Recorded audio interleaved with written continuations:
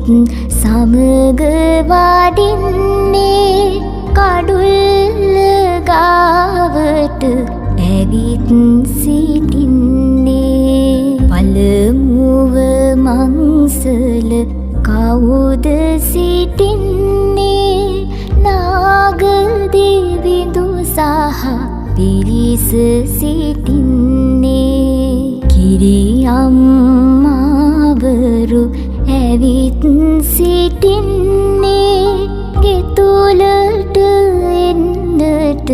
අවසර දෙන්නේ දෙවනුව මංසල කවුද සිටින්නේ සමන් දෙවිඳු සහ පිරිස සිටින්නේ